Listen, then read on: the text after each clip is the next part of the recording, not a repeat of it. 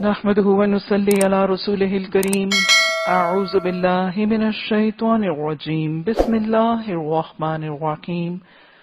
رب اشرح لي صدري ويسر لي أمري واحلل عقدة من لساني يفقهوا قولي واجعل لي وزيرا من أهلي. اللهم فقهنا في الدين. رب زدني علما. اللهم إني أسألك علما نافعا رزقا طيبا وعملا متقبلا. آمین ثم آمین. حضرت نوح علیہ السلام کا تذکرہ.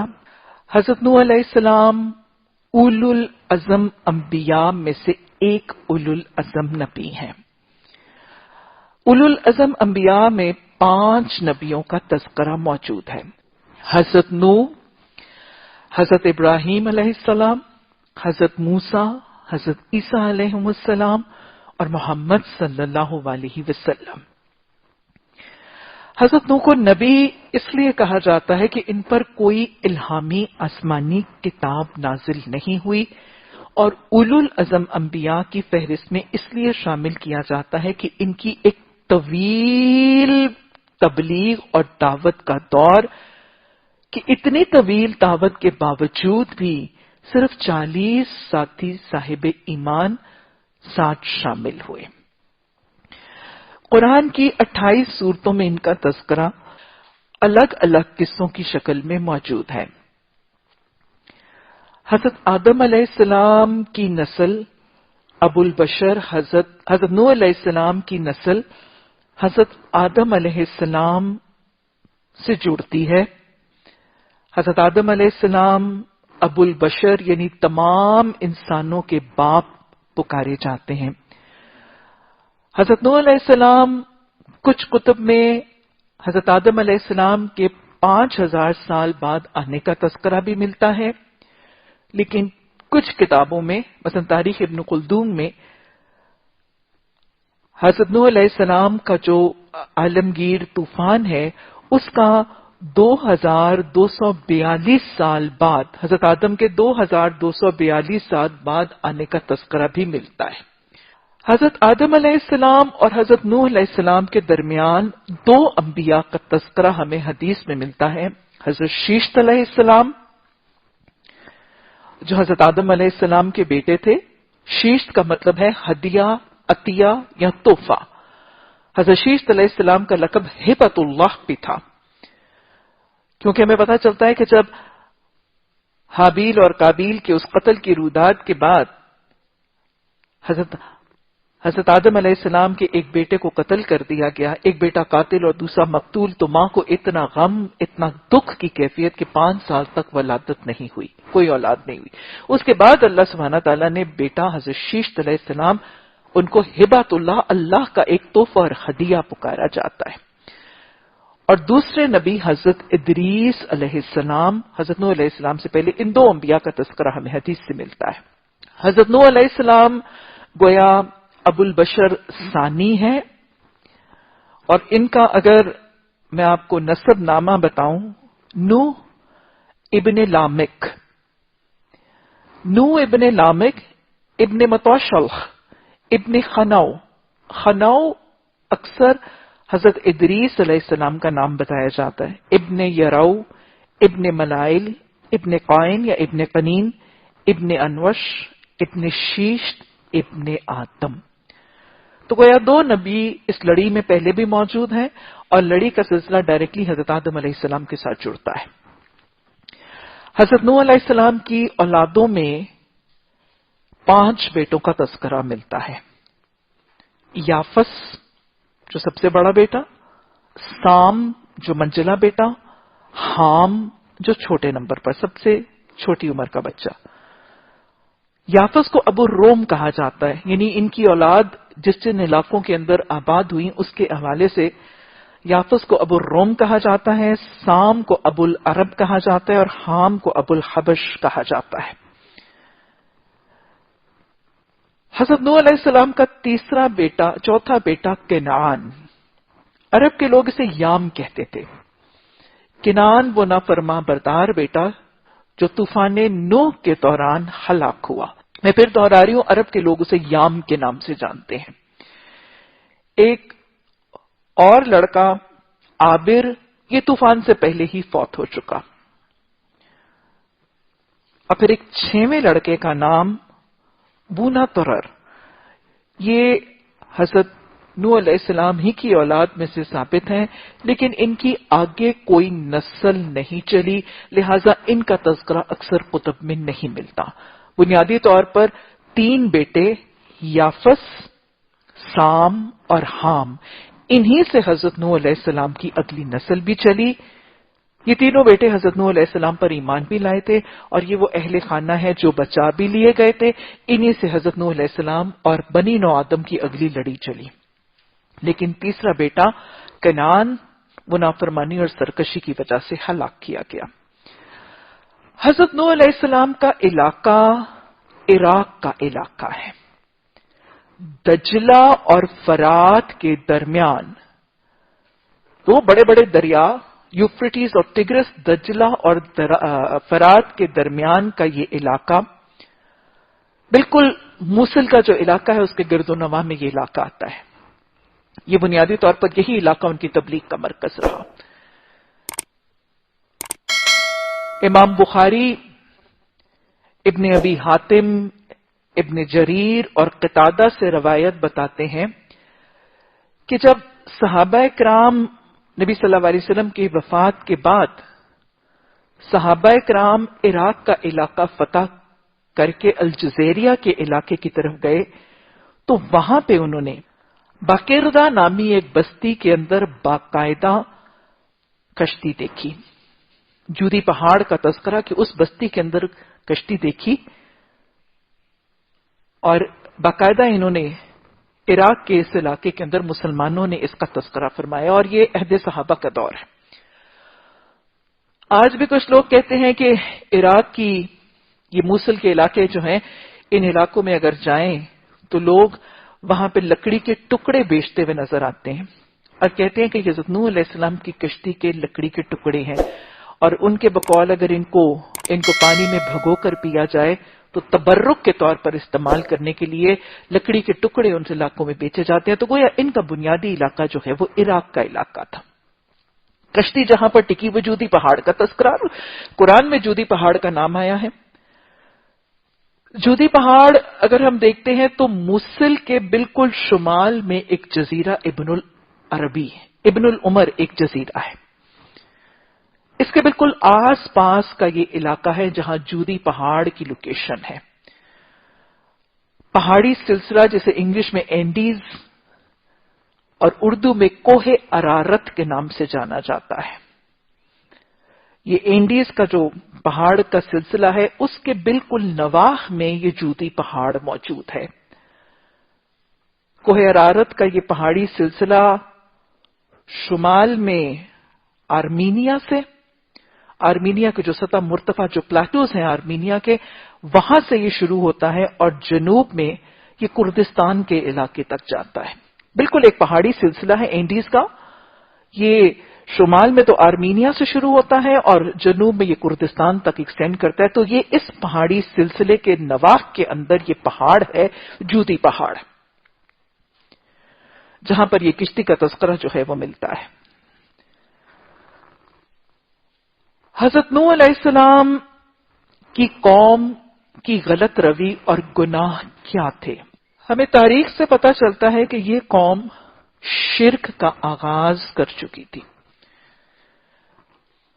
رودات سے پتہ چلتا ہے کہ اس قوم میں 5 بڑے بڑے صالحین تھے، نیکوکار صالحین تھے. یہ جب ایک کے بعد دوسرا فوت ہوتے گئے تو قوم کے لوگ جو ان کے ساتھ، آپ کو پتہ ہے کہ دین اسلام تو آ چکا تھا. حضرت آدم علیہ السلام، حضرت شیش علیہ السلام، حضرت ادریس علیہ السلام دین توحید ہی کا تو پیغام، دین اسلامی کا تو پیغام لے کر آئے تھے. لیکن حضرت نوح علیہ السلام کی قوم شرک کا ارتکاب کرنے والی قوم بن گئی، بت پرستی اور شرک. اب جب یہ 5 صالحین فوت ہو گئے جن کا نام ود، سوا، یعوس، یعوق اور نصر، یہ دہرائے جائیں گے بار بار، اس لیے پریشان مت ہوں. ود، سوا، یعوس، یعوق اور نصر، یہ 5 ان کے صالحین یہ جب فوت ہو گئے تو لوگ بہت زیادہ غمزدہ ہو گئے. اور یاد رکھیے گا، جب کوئی فرد یا جب کوئی گروہ غم کے بادلوں کو اپنے دل کے اوپر طاری کر لیتا ہے تو پھر شیطان ایسے غم کے اندھیرے میں اس کو بڑی آسانی سے اچک لیتا ہے، اس کا وہ لقمہ تر بن جاتا ہے. یہ اس غم کی کیفیت میں ان نیکوکاروں، ان صالحین کی قبروں پر بیٹھے روتے رہتے تھے. مایوسی، نا امیدی، ڈپریشنز جس دل کے اوپر چھا جاتی ہیں، وہ شخص، وہ فرد شیطان کا ترنے والا بن جاتا ہے. یہ قبروں کے اوپر بیٹھے ہوئے وہاں روتے رہتے تھے اور مایوس ہوتے رہتے تھے، آنسو بہاتے رہتے تھے ان کی یاد میں. شیطان نے ان کی ساری سرگرمیاں نیگیٹو، نان پروڈکٹیو کاموں پہ لگا دی. ماضی کے تعلق میں جب مایوسی اور نا امیدی آ جائے تو پھر ایسے ہی رویے نظر آنے لگتے ہیں. شیطان نے ان مایوسوں کے اور ان ڈپریسڈ اور ڈس اپوائنٹڈ اور پریشان اور غمزدہ لوگوں کے دلوں میں ایک فتنہ ڈالا. اور یہ فتنہ کیا تھا کہ دیکھو، تم مرد تو اپنے صالحین کی ان قبروں پر آ جاتے ہو، ان کو یاد بھی کر لیتے ہو، ان کی قبروں کو دیکھ بھی لیتے ہو، ان کی یادوں کو تازہ بھی کر لیتے ہو. تمہارے بیوی بچے، تمہارے اہل خانہ ایک تو اس سے محروم ہے، اور تم بھی باقی کا وقت جب ان کے قبروں پاس نہیں آتے ہو تو تم بھی ان کے قرب سے محروم ہو. تم کیا کرو، تم ان کے چھوٹے چھوٹے بت بنا کے نا ان کی قبروں پہ رکھ لو. تمہیں تو تھوڑی دیر کے بعد ان کی شکلیں بھی بھول جائیں گی. اللہ اکبر!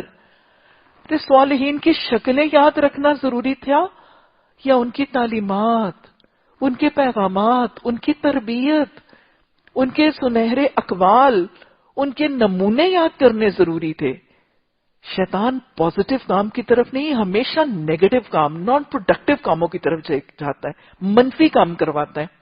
اس نے ان کے دلوں میں ڈالا، ابھی قبروں کے اوپر آتے ہو، 4 دنوں میں تمہیں شکلیں بھول جائیں گی، تمہاری اگلی نسلوں کو ان کی شکلیں بھول جائیں گی، پھر کیا کرو گے؟ ان کے چھوٹے چھوٹے بت بنا کے ان کی قبروں کے اوپر رکھ لو. گویا شیطان کامیاب ہو گیا. اور یاد رکھیے گا، شیطان کام ہمیشہ دھیرے دھیرے کرتا ہے، آہستہ آہستہ لوگوں کو اپنی ڈھپ پہ لاتا ہے، اور یہ پیچھے سے حملہ ایسے ہی کرتا ہے، شوگر کوٹڈ طریقے سے. اب انہوں نے چھوٹے چھوٹے قبروں پر بت بنا کے نصب کر لیے. تھوڑی دیر کے بعد شیطان نے اگلا حملہ کیا. تم تو آتے ہو ان کی قبروں کے اوپر، ان کے بتوں کو دیکھ لیتے ہو نا، تمہارے بیوی بچے اس دیدار سے محروم رہ جاتے ہیں، اس قرب سے محروم رہ جاتے ہیں، اور تم بھی جب نہیں آتے ہو تم بھی اس قرب سے محروم رہتے ہو. اچھا، پتہ ہے کیا کرو، یہ کام تو تم نے بہت اچھا کیا تھا، مزید ایک اور کام کرو. کیا کرو؟ ان بتوں جیسے چھوٹے چھوٹے بت بنا کے اپنے اپنے گھروں میں بھی لے جاؤ، تاکہ ہر وقت اٹھتے بیٹھتے چلتے پھرتے یہ بت تمہارے سامنے ہو، تمہارے ان محبوب صالحین کی یادیں تمہاری آنکھوں میں تازی رہیں، ان کا نظارہ تمہاری آنکھوں کا سرما بنے، اور بس تمہیں اور تمہارے گھر والوں کو یہ کبھی بھی نہ بھولیں. ارے گھر والوں کو خود کو ان کی تعلیمات یاد کروانی تھی، ان کے نمونے سکھانے اور اپنانے تھے، یا بت بنانے تھے؟ شیطان ایسے ہی کرتا ہے. انہ لکم عدو مبین ہی تو ہے. اب کیا ہوا؟ اس طرح اس نے اس قوم کو اپنی ڈھپ پر لے آیا اور ہر گھر کے اندر ان کی طاقوں میں بت پہنچا دیے.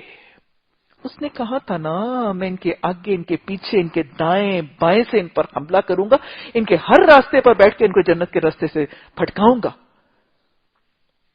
اب جناب ہر گھر کے اندر بت پرستی، اور یوں یہ قوم 5 بتوں کو پوجنے والی قوم بن گئی. حضرت نوح علیہ السلام کی قوم کا گویا جو ایک بنیادی گناہ تھا وہ ان کا شرک اور ان کی بت پرستی کا آغاز تھا. ابھی میں نے آپ کو 5 بتوں کا تذکرہ کیا. یہ بت کس کیفیت میں اور کس انداز میں انہوں نے بنا رکھے تھے؟ ود یہ ایک عظیم الجثہ مرد کی شکل کا بت تھا. ایک بہت بڑے مرد کا جسم جو ہے اس کو ایک بت کی شکل بنائی گئی تھی، اور یہ وہ بت ہے جس کو قریش مکہ کے لوگ بھی جانتے اور مانتے تھے. دوسرا بت سوا کا بت. سوا کا بت یہ عورت کی شکل میں ایک دیوی کی شکل میں بنایا گیا تھا، اور یہ قبیلہ حذیل والوں کی دیوی نبی صلی اللہ علیہ وسلم کے دور میں بھی قبیلہ حذیل والے لوگوں کی دیوی جو ہے وہ سوا کی شکل میں موجود تھی۔ تیسرا بت یغوث، یغوث کا بت ایک شیر کی شکل میں تھا، اور قریش مکہ میں قبیلہ طے کے لوگ جو ہیں یہ یغوث کا بت جو ہے ان کے ہاں اس کی رودات بھی ملتی ہے تاریخ میں، اور ان کے ہاں نام عبد یغوث جو ہے وہ بھی ہمیں مکہ والوں کے اندر یہ نام موجود ہے، گویا یہ بت قبیلہ طے والوں کے ہاں موجود نظر آتا ہے۔ یعوق یہ گھوڑے کی شکل کا بت تھا، اور مکہ میں قبیلہ ہمدان والے لوگ جو ہیں ان کے اندر بھی یہ بت موجود تھا۔ اور پانچواں بت نصر، یہ گدھ کی شکل میں بنایا گیا تھا، والچرز گدھ کی شکل میں بنایا گیا تھا، اور حمیر نامی قبیلہ جو ہے انہوں نے بلخ کے مقام پر اس بت کو واضح طور پر مکہ کے ارد گرد جو ہے یہ نصب کیا گیا تھا۔ تو گویا ایک عظیم الشان مرد کی شکل میں، ایک عورت کی شکل میں، ایک گھوڑے کی شکل میں، ایک شیر کی شکل میں اور ایک گدھ کی شکل میں، یہ 5 بت جو ہیں اس دور میں بنائے گئے تھے۔ لیکن یہ بتوں کا سلسلہ جو ہے وہ قریش مکہ اور مکی دور تک نبی صلی اللہ علیہ وسلم کی نبوت سے پہلے یہ کہیں نہ کہیں ان کا معاملہ جو ہے وہ جاری رہا۔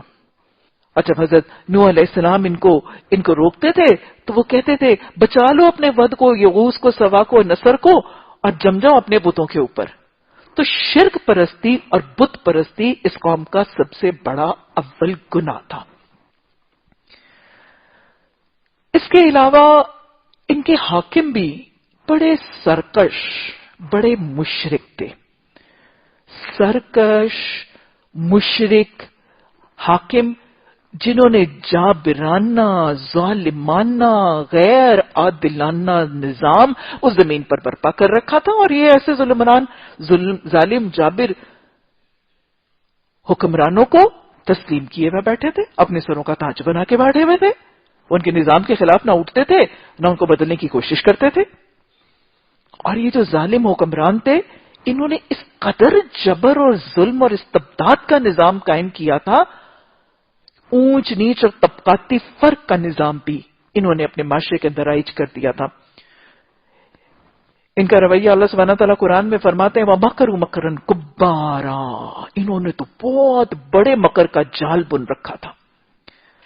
ایسے بت پرستی کے ماحول کے اندر، ایسے شرک میں، الہاد میں ڈوبے ہوئے معاشرے کے اندر جس میں حاکموں سے لے کے محکوموں تک سارے کا سارا معاشرہ شرک کا اسیر تھا، حضرت نوح علیہ السلام نے دین توحید کی آواز بلند کی، نعرہ توحید بلند کیا، ایک اللہ اور اس کے رسول کی دعوت کی اطاعت کی دعوت دی، لیکن قوم ضدی تھی، ڈھیٹ تھی، مان کے نہیں دیتی تھی، سردار مذاق اڑاتے تھے۔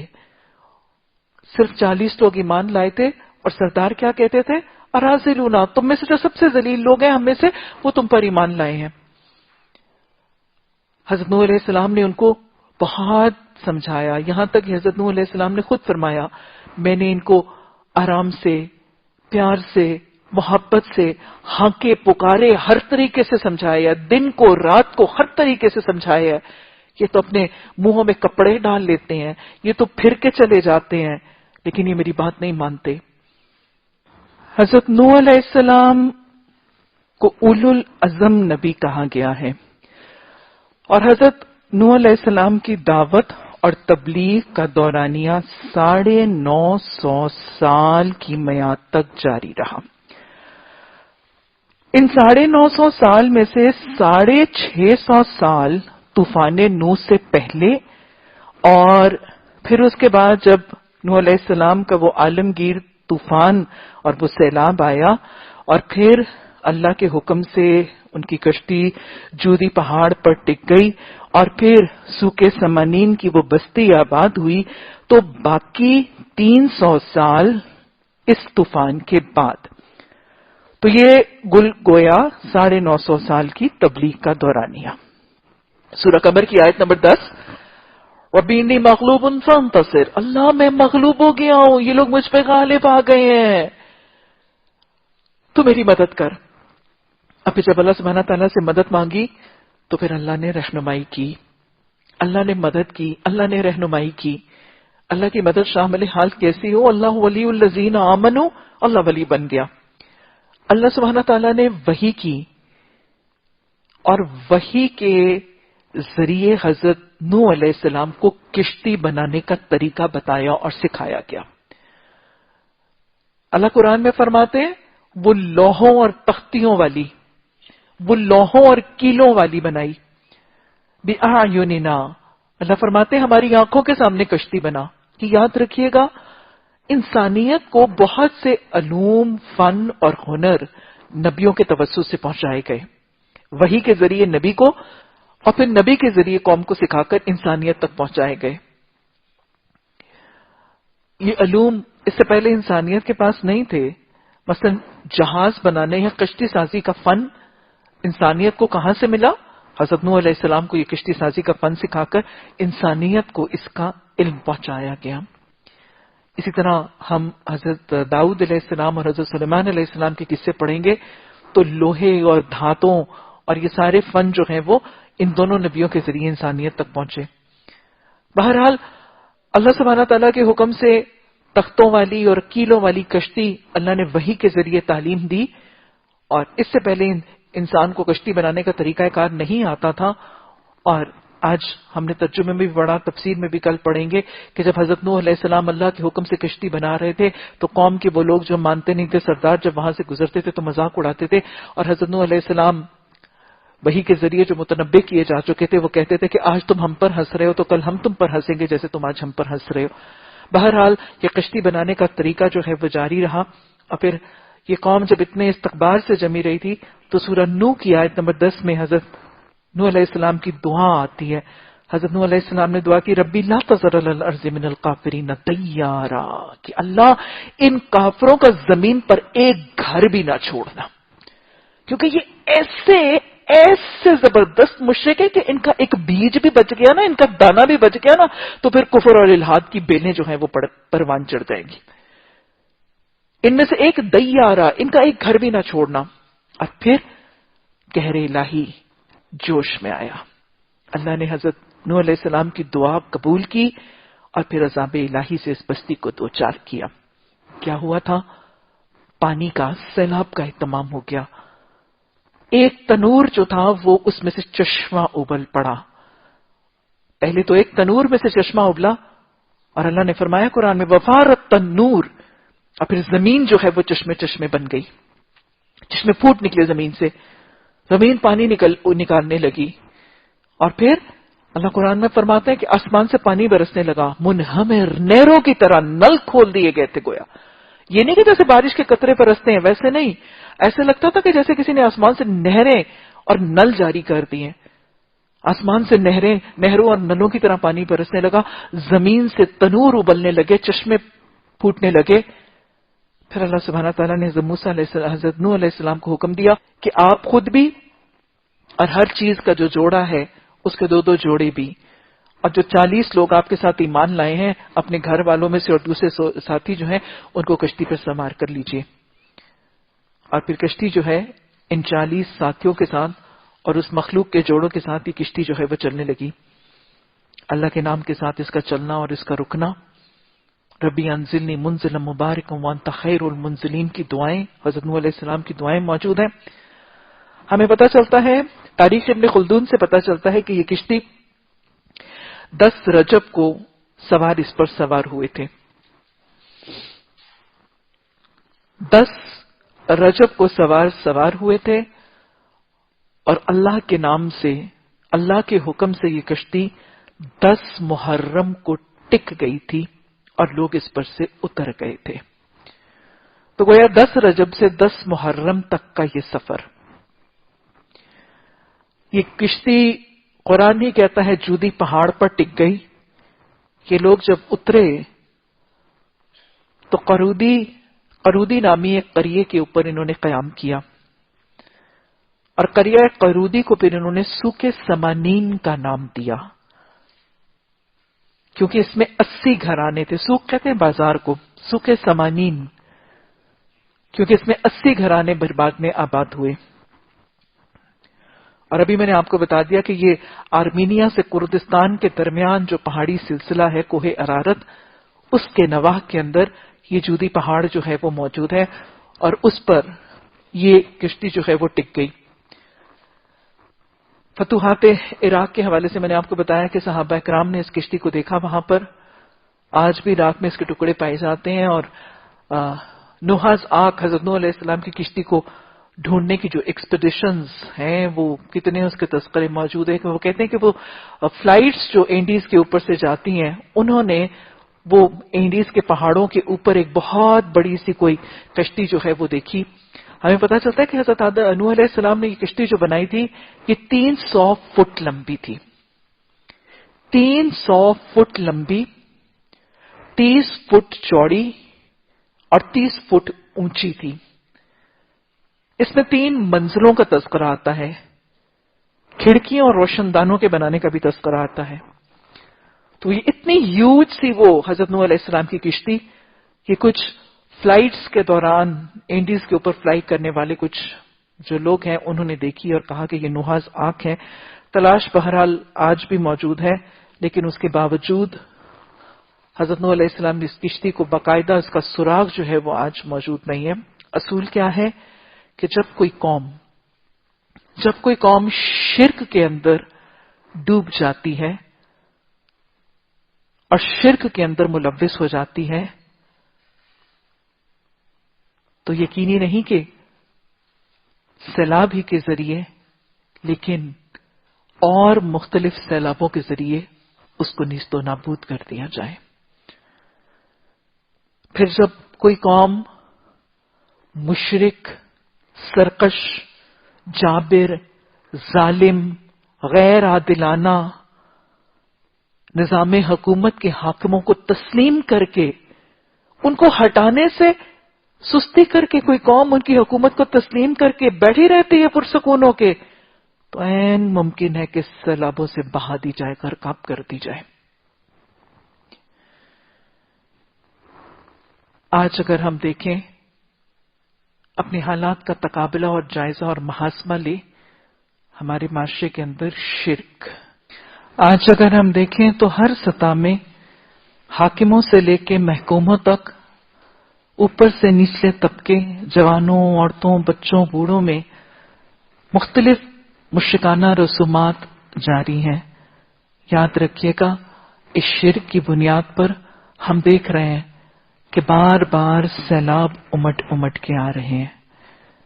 شاید وہ ایک بہت بڑا سا سیلاب جو بستی کی بستی کو بہا کے پوری کی پورے مملکت کو نیست و نابود کر دے، وہ تو نہیں، لیکن عذاب الادنا کی شکل میں ہم یہ کچھ علاقائی سیلاب اور ان کے تباہ کن اثرات کو ہم بھگت رہے ہیں۔ ابھی پچھلے سیلاب کے سیلاب زدگان کو ریہیبلیٹیٹ نہیں کیا جاتا تو اگلا سیلاب ہم بھگتتے ہیں۔ اور پھر صرف یہی نہیں کہ یہ پانی جو ہے وہ حدوں سے عبور ہو کے بستیوں کو بہا رہا ہے، آج ہمارے معاشرے میں شرک کی سزا کے طور پر بے حیائی کے، فحاشی کے، عریانی کے، لوٹ مار، رہزنی، ڈکیتی، قتل، بےایمانی، دھوکہ، فراڈ، رشوت، چور بازاری، کیا ان تمام چیزوں کے سیلاب امٹ کے نہیں آ رہے؟ ان چیزوں کو ختم کرنا ہے تو معاشرے میں سے شرک اور الحاد کو جڑ سے اکھاڑ کے نکالنا ضروری ہے۔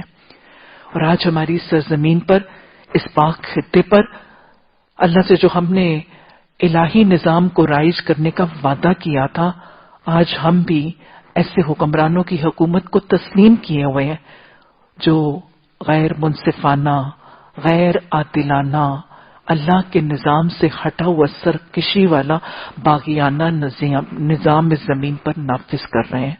اللہ ہمیں قوم نوح علیہ السلام کے قصے، ان کے رویوں کو دیکھ کر اپنا محاسبہ کر کے استغفار اور اصلاح کا رویہ اپنانے کی توفیق عطا فرمائے۔ اللہم اغفر لنا وللمؤمنین والمؤمنات والمسلمین والمسلمات۔ ربنا لا تزغ قلوبنا بعد إذ هديتنا وهب لنا من لدنك الرحمة إنك أنت الوهاب آمين ثم آمين۔